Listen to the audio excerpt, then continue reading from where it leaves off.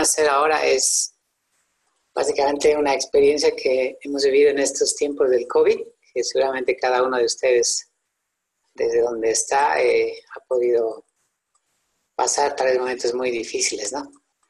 Pero quiero que luego de esta charla nos quedemos con estas 5 palabras, que es gestión de calidad, organizar, atender y satisfacción. Me imagino que todos recuerdan estas imágenes muy dolorosas porque hemos pasado momentos bien críticos desde nosotros que estamos en el CEDES, ahora que me ha tocado mirar todo esto y sentir impotencia al no poder ayudar más a las personas, ¿no? Tal vez ustedes también quizás han tenido familiares, amigos, conocidos que han pasado estos momentos que ojalá nunca más lo volvamos a pasar. Y obviamente esto nos lleva a reflexionar otros temas, ¿no? Pero también mostrarles quizás la otra cara personal de salud que ha estado esperando horas y horas en un hospital tratando de hacer ingresar un paciente para que lo puedan atender, ¿no? Y ellos también, hoy hay que ver todos los que han estado en la primera línea, de felicitarlos y todo el apoyo que han dado en estos tiempos, ¿no? Pero la gente en su desesperación,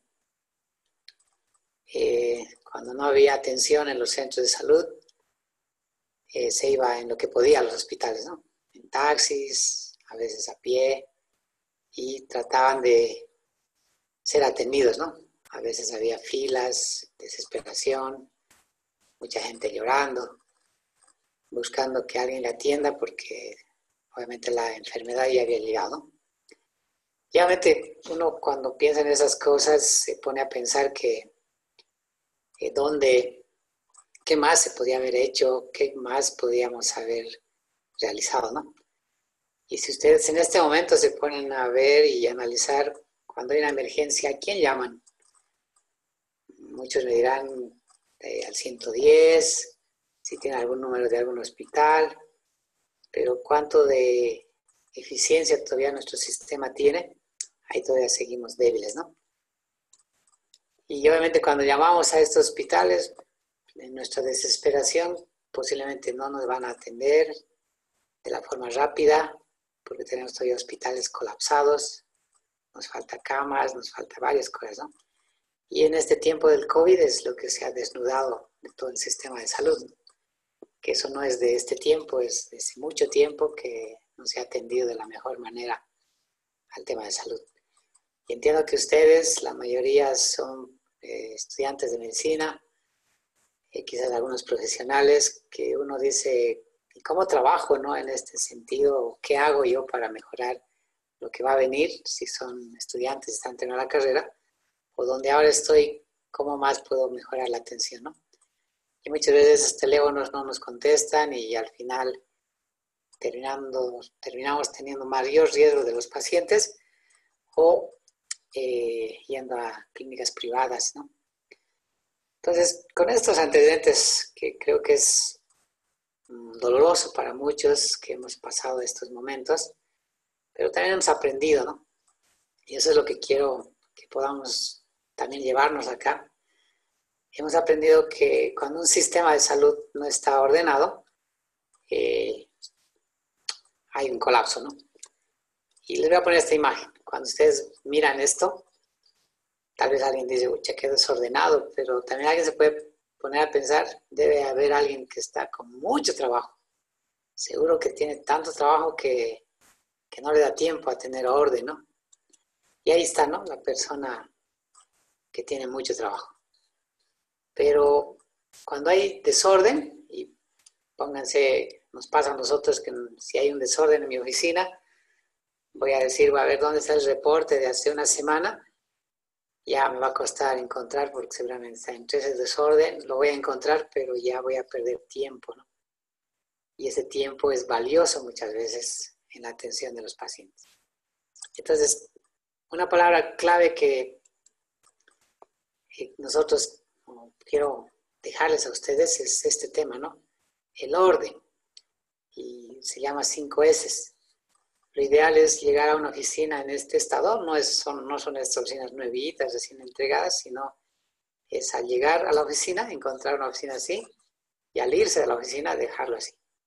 Eso implica que nuestro tiempo también tiene que estar dedicado a organizar y a tener orden.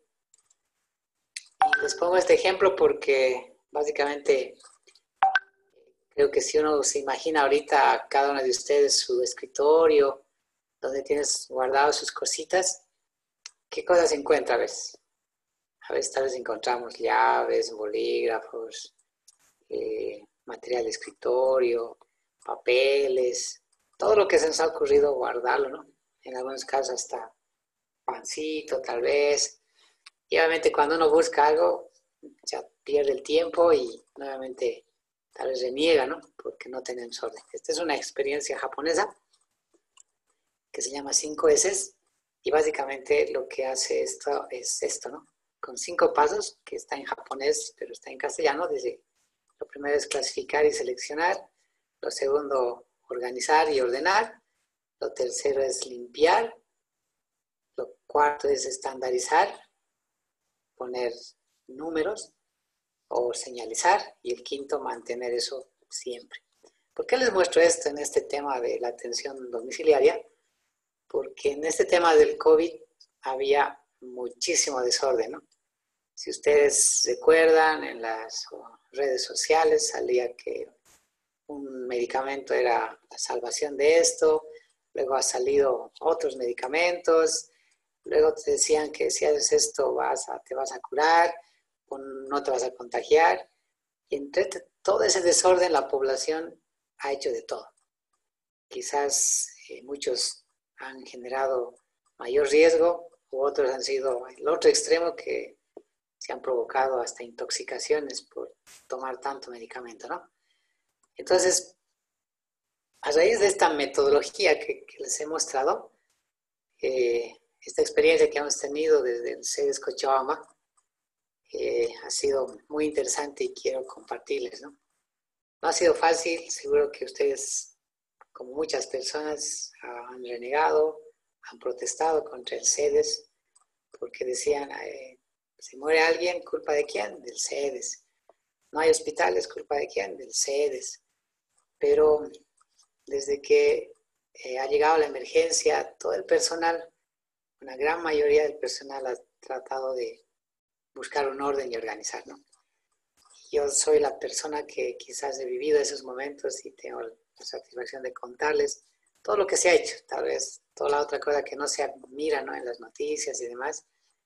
Y espero que les ayude a ustedes como profesionales, porque es duro realmente estar en esa situación, porque no es fácil responder a toda una población de más de 1 millón de personas que estaba enfermándose, ¿no?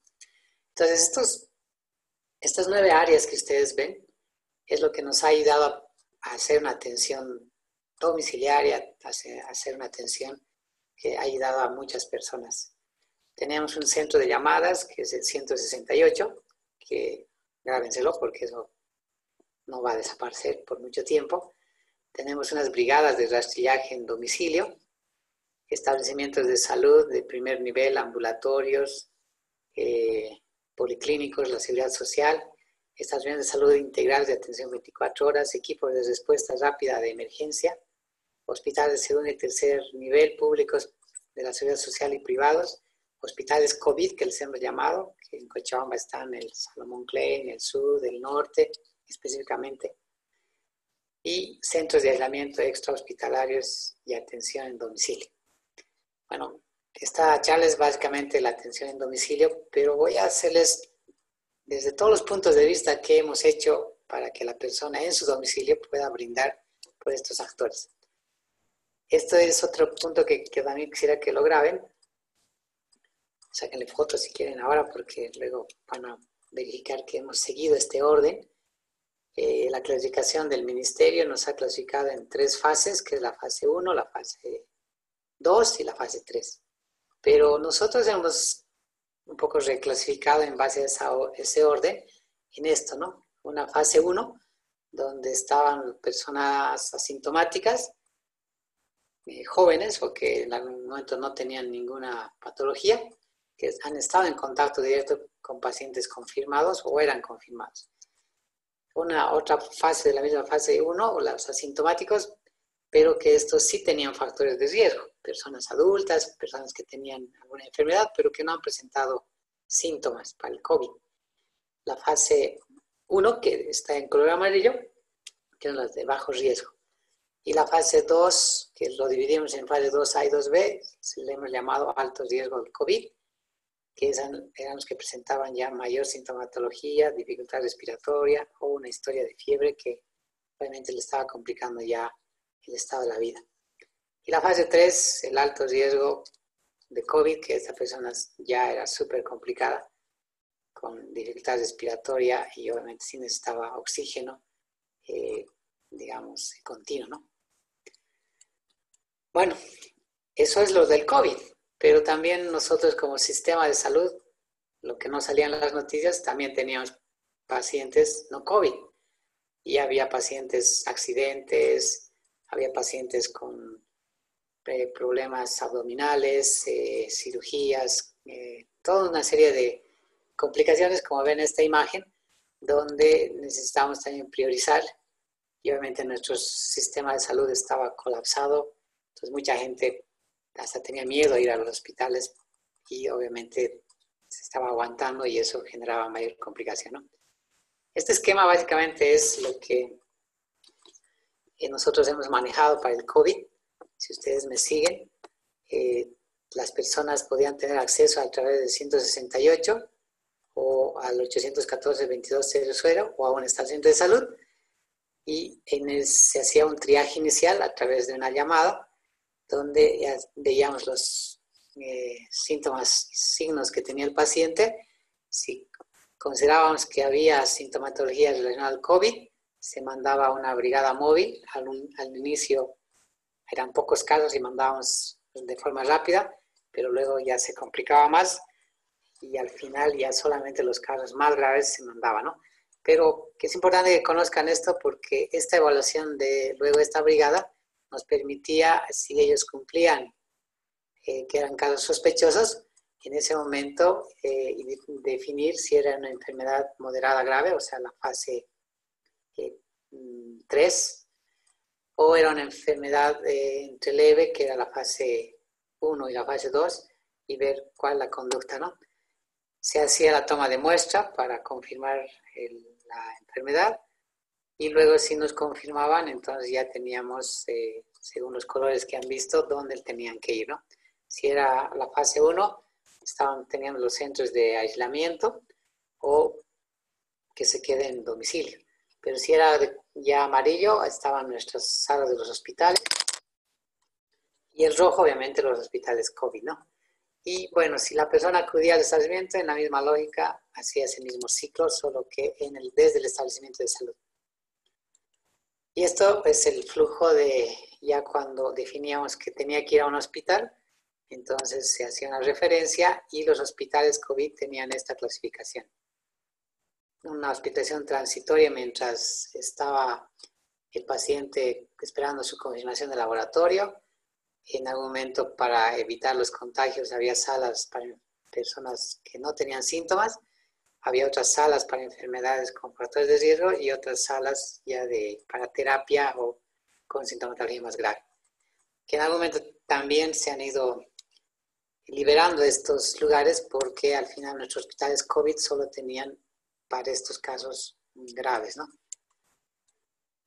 Este es un esquema de una ruta crítica desde que empezaba desde el Centro Coordinador de Emergencias, donde si había riesgo, obviamente iba al primer nivel y del primer nivel a los hospitales. Pero esta D, que es D de debilidad, identificábamos que nuestros hospitales estaban colapsados. Cuando pasaba esto, digamos, podíamos internarlo, teníamos otra debilidad cuando al paciente ya no le podíamos hacer seguimiento porque ya había mucha cantidad de pacientes positivos, ¿no? Y la otra D era que entre hospitales no podíamos también poder clasificar. Entonces esas eran nuestras debilidades, nuestras demoras, que al final la gente se quedaba insatisfecha en la casa, quizás se ha buscado médicos particulares o al final ellos mismos se han tratado, ¿no? Este es el centro coordinador que trataba de responder a todos estos esquemas que les mencionaba. Llamaban al 168, hacíamos un triaje inicial, mandábamos las brigadas, iba a la casa o al establecimiento y de ahí tratábamos de llevar a hospitales. Esto era lo que estaba planificado, pero nuestros hospitales han colapsado y obviamente ya no teníamos la respuesta para hacer aquello.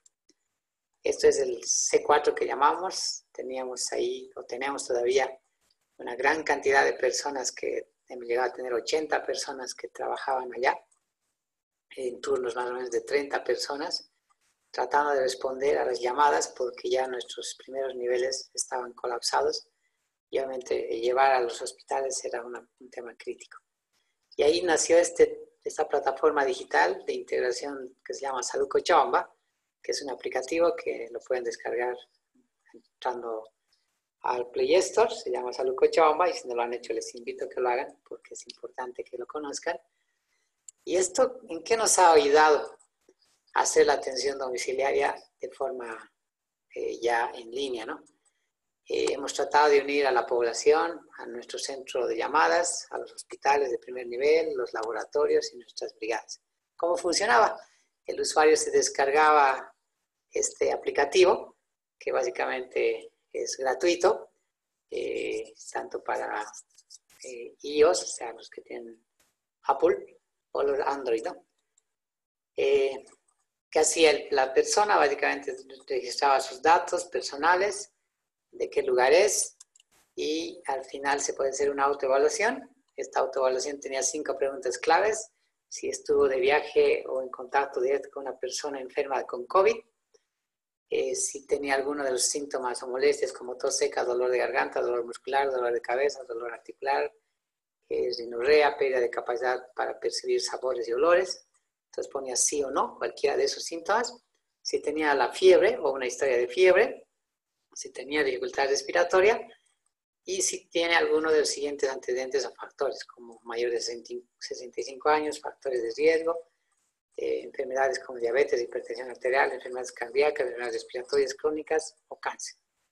Entonces, cuando llenaban estas personas, automáticamente les salía un posible resultado de lo que ya les había mostrado anteriormente, si era asintomático, si era de bajo riesgo, si de los colorcitos, ¿no? El verde, amarillo, café o naranja.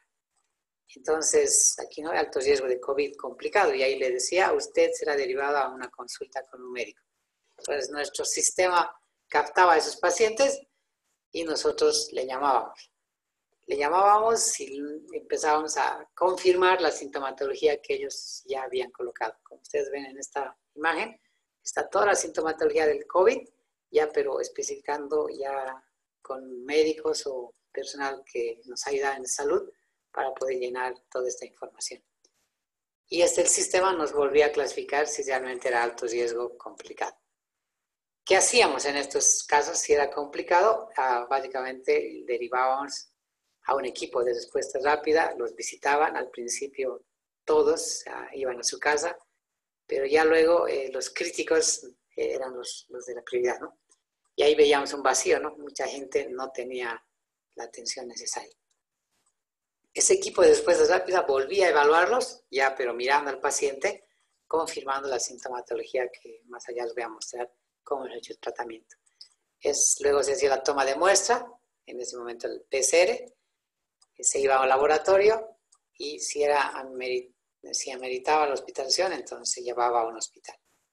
Y si no ameritaba un hospital, se hacía el seguimiento a pacientes sospechosos confirmados a través del teléfono para ver el estado de los pacientes y hacer la historia, ¿no? En los días que está determinado la historia de la enfermedad del COVID. Entonces, en conclusión, este esquema nos muestra, hemos unido a través de esta plataforma a todo el sistema de salud. Un aplicativo, un centro de llamadas, la atención de médicos de respuesta rápida, establecimientos de salud de primer nivel, la toma de muestra que estaban en los laboratorios, la atención hospitalaria y el seguimiento de contactos. Y aquí abajo ven, todos los establecimientos estaban unidos para responder a esta emergencia, ¿no? ¿Qué hemos aprendido en este tema de esta plataforma? Miren, a esta fecha, hasta hoy, hemos visto que 62.887 personas se han hecho la autoevaluación. Y como les menciono, aquí esto es ya las atenciones que ellos, bueno, el resultado que hemos tenido, si ustedes suman, más o menos 6.700 personas estaban en alto riesgo y alto riesgo complicado. 15.937 en bajo riesgo y los demás asintomáticos. Pero muchas de estas personas, cuando se han hecho la autoevaluación, obviamente no eran con esta sintomatología. Entonces, nosotros, ¿qué hemos hecho? A través de esta plataforma, les decía que les llamábamos, hasta el día de hoy hemos llamado a 23.027 personas. Pero no es solo una vez de llamadas, hemos hecho llamadas de hacer seguimiento además. Entonces ahí la cantidad de pacientes con bajo riesgo es menor, ¿no? Digo, es menor y además muchas de las personas de alto riesgo se han vuelto, de alto riesgo complicado, se han vuelto a alto riesgo. Entonces, estos 1.332 personas sí necesitaban urgencia y emergencia en este tiempo esta plataforma ha empezado a funcionar desde el mes de junio y esta es la cantidad de pacientes que hemos atendido en línea. No estoy diciendo todavía de pacientes atendidos en domicilio. Y ahí están los confirmados y demás. Hemos tenido médicos en línea aprobados a través del CEDES, porque esto no estaba permitido todavía para hacer esta atención. Y esta es un poquito la historia, ¿no?, que hemos tenido en esta plataforma. En marzo 180, en abril 540 pacientes, en mayo 296, en junio 1469 y este es el mes más crítico, ¿no? En julio 7.657 personas hemos logrado atender. En agosto estas 7.586 donde ya hemos tenido el control, pero este mes de julio es donde se ha desbordado. Esta es la cantidad que nosotros hemos atendido, pero hay un montón de gente que ha estado en los privados y demás. Y es el tema de la atención de equipos de respuesta rápida en domicilio. Miren, en julio 1.151 personas hemos logrado atender, en agosto ya ha bajado y en septiembre también. Pero estos 2 meses son los meses más críticos que hemos podido tener. Estos son los municipios que más han tenido acceso a esta plataforma, es cercado con esta cantidad de 32.688, Quillacollo, Sacao respectivamente, y todo el departamento con los datos que tenemos. El tipo de atención del seguro, o sea, no es solamente los que no tenían seguro. Los que no tenían seguro, bueno, es el seguro único de salud, que sí es de ministerio, el 70%, pero 13.826 personas son de la atención de otros seguros, ¿no?, que son la caja petrolera y demás. Y ahí están los tipos de seguro que han tenido acceso a esta atención. Luego hemos también tenido el control de la cantidad de camas de hospitalización. Cada día tenemos esta información para saber dónde los vamos a llevar. Y bueno, quiero ya un poco entrar al tema más específico, que es la clasificación de las etapas del COVID. Recordarles, esto está en el ministerio. Tenemos una etapa 1, que es la infección temprana, la etapa 2, pulmonar, y la etapa 3, que es la hiperinflamación sistémica. Entonces, muchas personas se han quedado en la etapa 1, que son los de bajo riesgo. Y muchas personas no han llegado ni siquiera a esta fase porque no tenían síntomas, ¿no? Entonces, pero básicamente estas fases son las que nos han determinado dónde podíamos hacer tratamiento domiciliario. Y obviamente esta fase temprana es donde deberíamos hacer el tratamiento domiciliario. Cuando ya pasaba a una etapa pulmonar, que es la fase 2A y 2B, esto necesariamente teníamos que hacer tratamiento hospitalario. Les menciono esto porque es importante lo que va a venir después. No teníamos hospitales. Entonces, ¿dónde los vamos a atender? Y obviamente esta fase 3 sí o sí eran los hospitales con terapia, y estos obviamente no podíamos hacer más que tener la paciencia de mucha gente que quizás ha fallecido por falta de atención. Pero en estas dos fases sí podíamos hacer atención y que no llegue la enfermedad a estas fases, ¿no? Entonces, en la fase inicial sí hacíamos un tratamiento sintomático y si realmente hubiéramos podido tener esta experiencia que ahora tenemos, hubiéramos tal vez podido ayudar. Pero ustedes saben que esta enfermedad se venía con todo, se hablaba de todo, se hablaba de muchos medicamentos que nos iban a beneficiar y la gente entró en psicosis y empezaba a tomar de todo en momentos que no debería tomar medicamentos, que realmente quizás eso también no le ayudaba bastante, ¿no? Y obviamente mucha gente no tomaba nada y esperaba lo último y ahí cuando se complicaba, entonces recién aparecía la enfermedad. Entonces aquí está este resumen del anterior. Asintomáticos, nuevamente recordarles, con contacto directo con paciente confirmado, asintomáticos, además con factores de riesgo. Bajo de riesgo, ahí está la sintomatología, tos seca, dolor de garganta, dolor de cabeza, dolor articular, rinorrea, pérdida de capacidad para recibir sabores y olores. El alto riesgo ya había fiebre, además de las anteriores, dificultad respiratoria con o sin factores de riesgo. Y el alto riesgo complicado, síntomas relacionados todos los de arriba, más fiebre, más dificultad respiratoria y factores de riesgo o con enfermedad grave. Y obviamente lo demás que estaba acá en las otras clasificaciones que también es importante saberla, ¿no? Entonces, ¿qué hemos hecho? Es básicamente organizar, nuevamente les hablo de las primeras imágenes, hemos tratado de organizar qué hacía quién, qué hacía el centro de llamadas, qué hacía la brigada de rastrillaje, qué hacía el primer nivel que atendía de forma ambulatoria, qué hacía los que atendían 24 horas, qué hacía los equipos de respuesta rápida, los que iban a hacer la atención en domicilio, qué hacía el hospital COVID, qué hacían los centros de aislamiento extrahospitalarios, qué hacíamos si se quedaba en la casa y qué hacían nuestros médicos en línea, que hemos logrado hacer acuerdos con muchos médicos para que nos atiendan esta atención, ¿no? Entonces ahí están las funciones que hemos tenido. Y este mensaje, ¿no?, que creo que es importante todavía reflexionarla. Yo te cuido y tú me cuidas.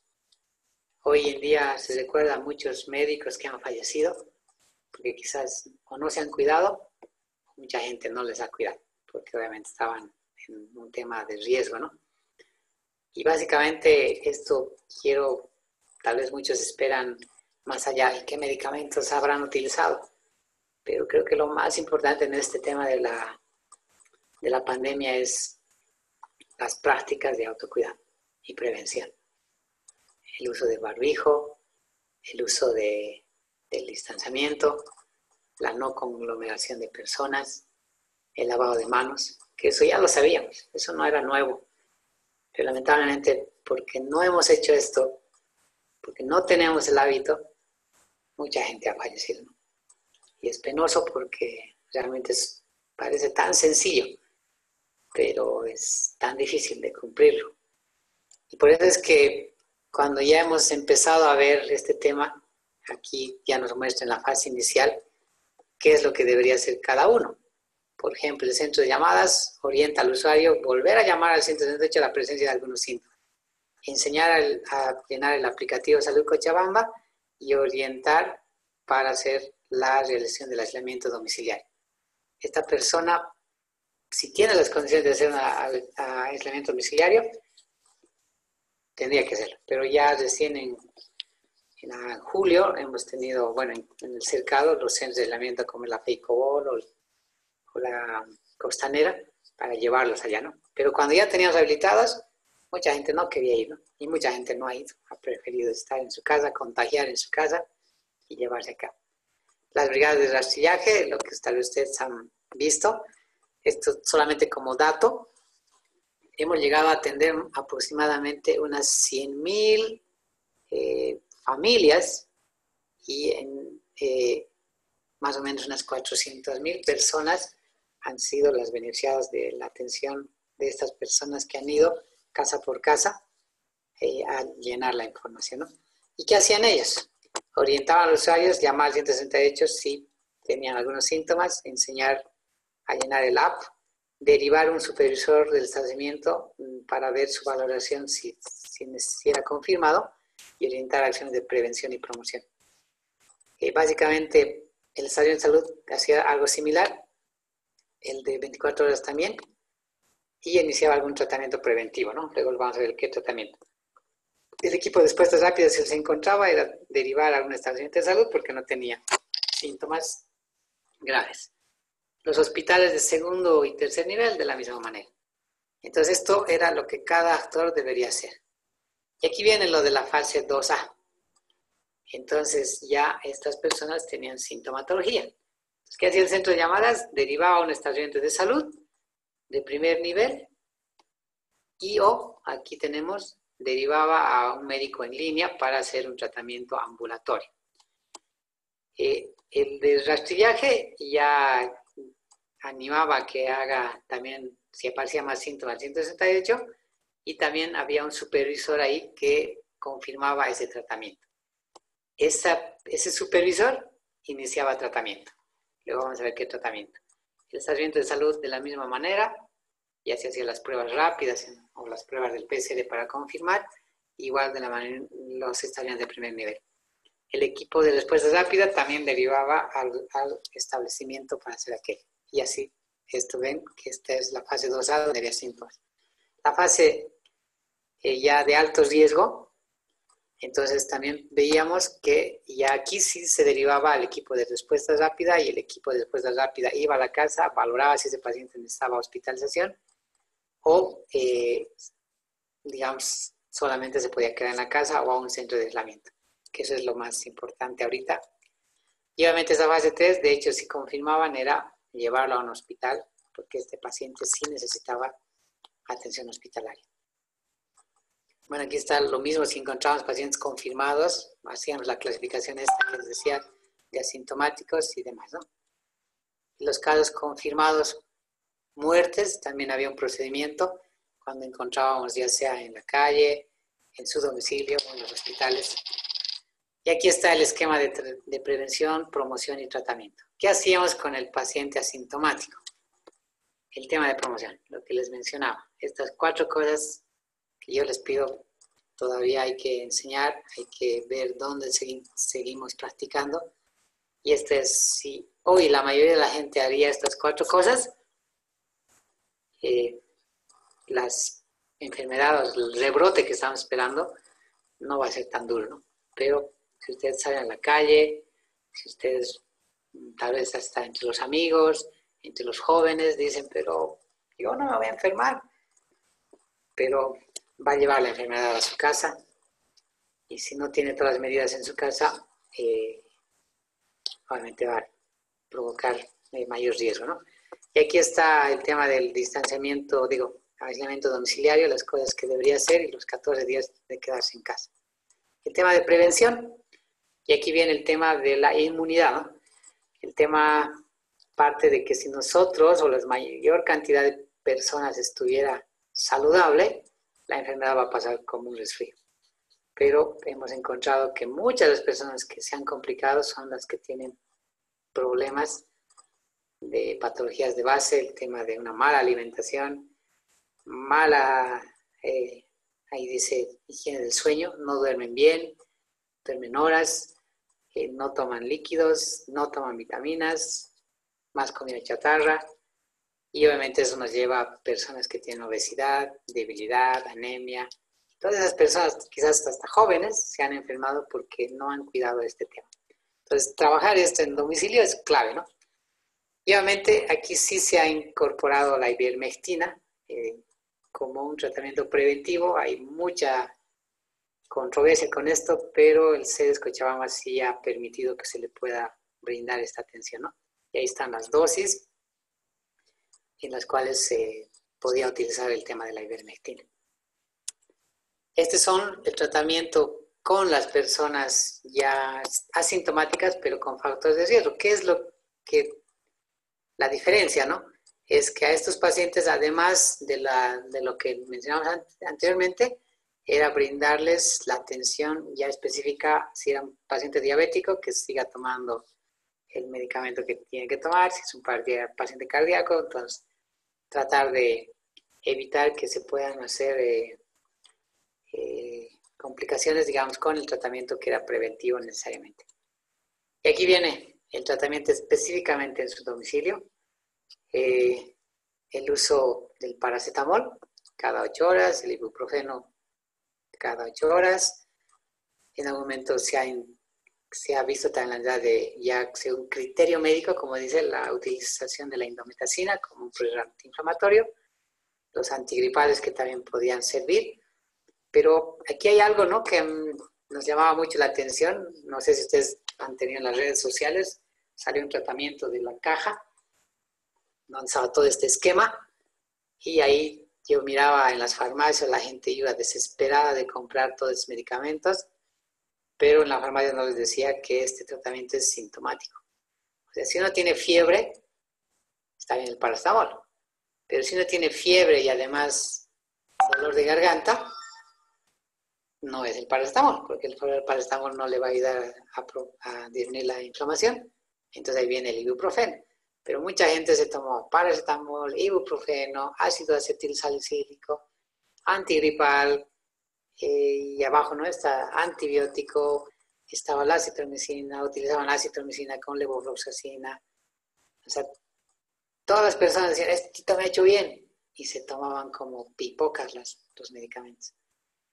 Como les decía, el sistema de salud, con todas las cosas que pasaban, estaba desorganizado, y desde el CEDES tampoco podíamos organizar esto, ¿no? Esta guía ha salido más o menos a mediados de julio, pero entendemos que en los meses de mayo a junio, que todavía había muchas cosas, ha habido un total de desorganización, ¿no? Y este es el tratamiento que se ha utilizado, pero como dice arriba, según criterio médico. O sea, el médico no podía darle la hidroxicloroquina si un paciente tenía problemas cardíacos, ¿no? O la misma acitromicina si un paciente tenía problemas cardíacos, porque eso le puede provocar mayor complicación a la larga. Pero ese tema era lo que no se ha podido controlar, y obviamente porque no se conocía de estos tratamientos, así como ahora lo estamos presentando en un esquema completo, y la utilización, digamos, de cada uno según la sintomatología. El tratamiento de la fase 2A también estaba establecido. ¿Se acuerdan del equipo de respuesta rápida que teníamos? Estos son los que queríamos que lo puedan utilizar. Y aquí estaba un tema que quizás no se ha conocido mucho, pero ¿se acuerdan que les mencionaba que no había hospitales? Estos pacientes sí necesitaban hospitalización. No eran de alto riesgo complicado, pero sí necesitaban hospitalización. Y como no había hospitales, hemos aprobado este tratamiento, como digo, tratamiento excepcional en domicilio, para que algunos médicos hagan ese tratamiento en la casa. Ahí está lo que es la dieta, la distribución de líquidos, tal vez a través de un médico o una enfermera, un control de las soluciones intravenosas, el metamizol, utilización del paracetamol si todavía podía tomar vía oral, el oxígeno húmedo con mascarilla, y aquí los antibióticos de manejo ambulatorio. Entonces, aquí les ponemos las 4 opciones, pero no es que las 4 tienen que utilizarlo. También considerar en algún caso la dexametasona, la metilprednisona, y en ambos casos, de acuerdo al criterio médico, puedan utilizar esa prednisona, ¿no? Entonces, también cambios de posición ventral, ¿no? De prono. Entonces, esto era excepcional. No es que se ha hecho porque realmente la gente necesitaba ser atendida en algún lugar, ¿no? Y en su domicilio, quizás muchas personas han salido haciendo este tratamiento. Este otro esquema, ya alto riesgo complicado, no se podía hacer, ¿no? En domicilio, y esto sí necesitaba la hospitalización, y tenemos todo un esquema donde seguramente muchos médicos en los hospitales lo han utilizado. Entonces, vuelvo a recordar esto. Es tratamiento según el caso clínico. No olvidemos que estas 3 fases nos va a llevar a cierta sintomatología, una fase inicial precoz, una fase pulmonar, una fase hiperinflamatoria, y el reconocer estos tratamientos nos va a ayudar a elegir un buen tratamiento. Pero no olvidemos que este cuadro puede tener criterios de gravedad cuando se presentan estas enfermedades con morbilidad, como hemos llamado. Estos serán los criterios de alta. porque uno dice, bueno, y ahora hasta ahora todavía dice, no, que me hagan la prueba para que sea negativo. Han estado personas no solo 14 días, han estado un mes y medio en sus casas porque esperaban su PCR y como ha colapsado el laboratorio, no había capacidad. Pero también el CEDES ha podido contribuir diciendo alguna persona asintomática, como dice, no, será considerado persona asintomática, recuperado toda persona que tenga 10 días sin presentar los signos y síntomas más frecuentes del COVID, sin necesidad de tener una PCR negativa. Los síntomas leves, el color amarillo, toda persona que posterior a 10 días de iniciado los síntomas tenga 3 días sin presentar signos y síntomas más frecuentes de COVID, o sea, 13 días, ¿no? 14 días, sin necesidad de tener una prueba PCR. Y obviamente sintomáticos moderados o críticos, además de estos casos clínicos, que tenga laboratorios o imagenológicos para que nos puedan ver que ya no había esa sintomatología ya en los pulmones o otros laboratorios que daban, ¿no? Y estos son los criterios de alta ya de una persona complicada. Bueno, termino con esto que es lo que nosotros, que sigue ahora, ¿no? Porque obviamente uno dice ya ha pasado, ya estamos preparados, pero creemos que el tema de la atención de emergencia y urgencia aún sigue siendo un tema que tenemos que seguir trabajando. El objetivo es mejorar la gestión de salud de las urgencias y emergencias y la atención de una población vulnerable. Y les voy a mostrar esto. ¿Por qué? Porque todavía el inicio de la enfermedad se provoca en la casa. Y si las personas tienen este acceso a este sistema, vamos a poder realmente hacer una buena atención en domicilio, atención prehospitalaria y en los hospitales, ¿no? Entonces, 4 cosas que queremos fortalecer es un sistema de información de emergencias, como les hemos mostrado esta plataforma, pero que no solamente sea COVID ahora, sino también no COVID. Implementar una respuesta oportuna de emergencia y urgencia de una red de ambulancias. El 3, mejorar los sistemas de referencia y contrarreferencia. Y el 4, coordinar y gestionar la atención de población vulnerable. Le hemos llamado población vulnerable a adultos mayores, personas con discapacidad, personas con cáncer, otros de acogida, huérfanos, personas en la cárcel, personas psiquiátricas y otros, ¿no? Basado en esta norma que es la norma de referencia y contrarreferencia, la norma de caracterización de sistemas de emergencias en salud, y este es el esquema con el que quiero que se queden.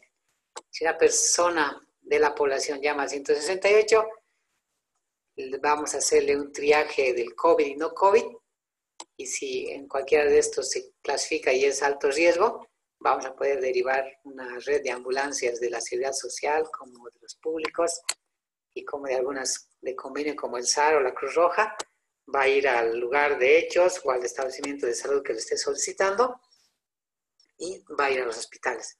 Hemos dividido de estos de color el público y la seguridad social, pero antes de estos hospitales nos tienen que dar toda esta información. Centros de salud integrales, cartera de servicios, disponibilidad de camas, disponibilidad de especialistas y demás, ¿no? Entonces, si logramos que esto funcione, entonces, ¿se acuerdan de lo que ya les había mencionado? Toda esta organización que tenemos en nuestro sistema, desde el centro de llamadas, las brigadas de rastrillaje que visitan los domicilios, nuestros establecimientos, el equipo de respuesta, los hospitales, los centros de aislamiento, y hemos incorporado la telesalud de médicos en línea, van a poder hacer todas estas acciones. Esto es también todas las funciones ya de esta nueva etapa que estamos ya trabajando en pacientes COVID y pacientes no COVID. Queremos tener este sistema digital que nos una desde el establecimiento de salud, el municipio, la red, el CEDES y luego el municipio. Queremos seguir teniendo un sistema así aplicativo para la población, para que la población más vulnerable tenga que llamar nomás, nosotros orientarle y definir si realmente amerita ir a un establecimiento de salud o tal vez con un médico en línea puede hacer algún tratamiento en la casa y obviamente con el seguimiento luego ya, si es necesario, ir a un establecimiento de salud de primer nivel y luego acceder a un hospital. Esto es lo que estamos trabajando para hacer aquello. ¿Cómo debería ser nuestra atención de esta manera, ¿no? Que nuestras ambulancias realmente tengan toda una respuesta rápida y con todo el equipamiento y la atención que realmente merece toda persona, ¿no? Y obviamente las urgencias y emergencias ahora no solo ya van a ser COVID, sino van a ser no COVID y estamos en la misma lógica clasificando por colores, el rojo, el café, el verde, para saber qué es emergencia y qué es urgencia. Clasificar de esas emergencias cuál es prioridad 1, prioridad 2, prioridad 3 Y obviamente ahí, como dicen, en qué momentos hay llamada telefónica, en qué momentos el personal de salud de primer nivel hace atención. Estas son algunas listas de patologías de emergencia que ya no solamente es COVID, como ustedes ven ahí el abdomen agudo, neurológicos, trauma, intoxicaciones, químico-obstétricos, medicina interna y otros. Este es el sistema de emergencia que queremos que funcione desde el primer nivel, el segundo nivel y los terceros niveles para que realmente haya una atención continua. ¿Cómo queremos medir este tema de la referencia? A través de estos criterios AJO, que quiero que se acuerden del AJO, que básicamente es adecuado, justificado y oportuno. Si esto funcionara, y estamos tratando de que funcione, este sistema de emergencia realmente ayudaría a muchas personas, ¿no? ¿Cómo va a funcionar? Básicamente hay una llamada, como les decía, se llama el Centro Coordinador de Emergencias.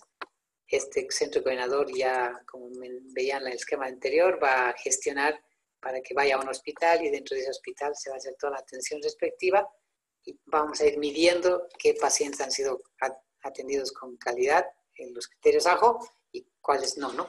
Entonces, estos nos van a ayudar a poder discriminar aquello.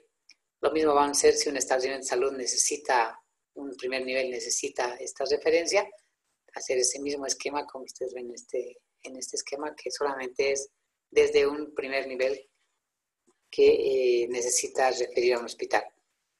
Lo mismo cuando ya estos casos de contrarreferencia a un segundo nivel, quiera mandar a un primer nivel cuando ya resuelta el problema del paciente. Tenemos que trabajar ese tema de debilidad de camas. Cada día nosotros estamos viendo dónde hay camas, dónde no hay camas, y eso también está ayudando a que las personas no estén yendo de hospital en hospital y si no nosotros podamos ir ayudándolos desde el Centro Coordinador de Emergencia. Este es otro grupo que también estamos ayudando. Hay muchas personas que se han enfermado en las cárceles, en los hogares, en los asilos, en los centros de discapacidad, y que obviamente ellos no podían salir a un hospital porque obviamente necesitan mucho cuidado. Entonces hemos tenido que hacer muchas atenciones dentro del lugar y atendiéndoles con esos mismos esquemas que les he mostrado. En resumen, nuestra emergencia ahora es hacer intervenciones comunitarias, detectar la información. Estas intervenciones es netamente el manejo en domicilio y a través del centro coordinador poder hacer toda una clasificación y luego trasladar de la mejor manera a un hospital, ¿no? Bueno, yo ya como mensaje les digo, ¿se acuerdan de la primera palabra? Es calidad. Y la calidad parte de estas 4 cosas que son claves. Aplicación de protocolos. Si nosotros no tenemos un protocolo bien definido, entonces no vamos a saber qué hacer. Ese creo que ha sido una debilidad del COVID. No teníamos una atención bien definida, no sabíamos cómo atender. Y obviamente hasta que hemos aprendido, hemos logrado tener aquello, entonces ha sido más fácil el manejo, ¿no? Pero la aplicación de protocolos se reduce en esto que les he mostrado, definir más o menos cómo se debería atender, pero también el criterio médico, de acuerdo a la experiencia que uno tiene, puede realmente hacer más, ¿no? Pero lo segundo es capacitarse. Creo que el médico toda la vida tiene que capacitarse. No puede decir ahora lo que ha aprendido del COVID ya es así. Seguramente cada vez vamos a ir mejorando nuestros esquemas de tratamiento y de atención. Y esa capacidad nos va a ayudar a que retroalimentemos, mejoremos y lo que habíamos aprendido en una primera etapa lo vamos a mejorar. Y eso nos va a llevar a acreditar, ¿no? Y aquí viene una reflexión que siempre les hago, ¿no? Ustedes habrán escuchado mucha gente llorando porque muchos médicos no querían atender, porque muchos médicos también en centros de salud han cerrado sus puertas por miedo, muchos se han enfermado, y obviamente otros también han dado la cara y han dado la respuesta. Y aquí viene algo que espero nunca se olviden ustedes de esta charla que nos puede tener. Hay 3 palabras que me encantan a mí hacer porque me gusta lo que hago como médico. Y la primera es esta. Seguramente ustedes han visto esta imagen, es una película de dibujos animados, pero cada momento nosotros tenemos estas emociones, sentimientos, ¿no? A veces estamos enojados, tal vez cansados ya de todo el trabajo que tenemos, o simplemente por problemas que tenemos en nuestro hogar, problemas que tenemos en la universidad y demás. Entonces, creemos que esto nos va a ayudar a que podamos cambiar aquello, ¿no? Y es normal que nos sintamos enojados, pero también a veces somos de esas personas agrias o siempre criticando, siempre diciendo, hay que hacerlo, y ahí viene, ¿no? Cuando uno se siente así, no lo hace. Pero lo ideal es que seamos una persona bien positiva, queramos siempre hacer las cosas bien, alegres, no seamos una persona miedosa, más ahora que en salud necesitamos siempre investigar, y obviamente menos una persona triste, que no podamos, con la tristeza no vamos a ayudar, ¿no? Es doloroso ver mucha gente que ha fallecido, pero esa tristeza que en un momento sentimos tiene que convertirnos en algo positivo, ¿no? Y esa es la actitud que debemos tener ante cualquier situación, ¿no? Y el otro tema es, ¿no? Si todos son médicos, espero que sí, o si todos son del sector salud. Realmente estudiar medicina es algo que nos lleva a compartir un sentimiento muy bonito de luchar por las personas. Y si eso lo tenemos siempre, nuestra energía, nuestro esfuerzo siempre va a estar dispuesto a seguir ayudando, ¿no? Si estas tres cosas lo complementamos en nuestra vida, esto que ha pasado con el COVID realmente nos va a ayudar a seguir luchando para que mucha gente no se complique, ¿no? Muchas gracias. Este es mi correo electrónico, ese es mi número. Si alguien, tal vez después de esta charla, quiere alguna duda o profundizar algún tema, estoy encantado de poder ayudar. Entendemos que la sabiduría realmente puede ayudarnos en todo para que podamos siempre mejorar, ¿no? Entonces, si ahora tienen alguna duda, preguntas,